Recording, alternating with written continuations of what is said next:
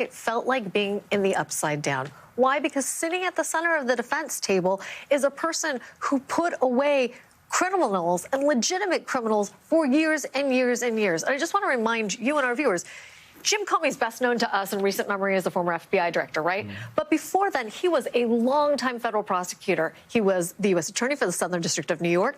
He was the deputy attorney general, a position now held by Todd Blanche, somewhat infamously, because we talk about Todd Blanche and Pam Bondi on this network all the time. And at one point, Jim Comey served for 5 years as the assistant U.S. attorney in charge of the Richmond office of the very same office that's prosecuting him now, the office that couldn't find a single line assistant to either sign the indictment or show up in court today, which is why Lindsay Halligan, while she was there, was silent as two people she recruited from the Eastern District of North Carolina stood up in court today and said, essentially, we'll agree to the trial date that Jim Comey's lawyers want.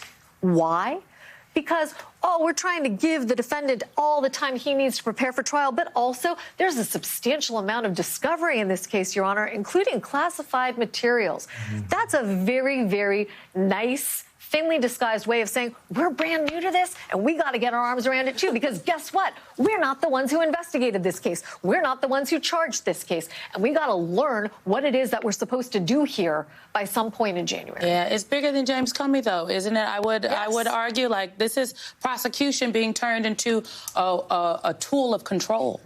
Yeah. Well, I would agree with that. I mean, and look, here's something that's getting lost in this conversation. Is when James Comey was fired, I remember very well, I was in the Trump administration. He was fired early in that administration. I got a phone call from John Kelly who said, things are about to get very bad. And that was later. That act was investigated as a potentially impeachable offense because Trump was meddling in an ongoing investigation. Fast forward to today.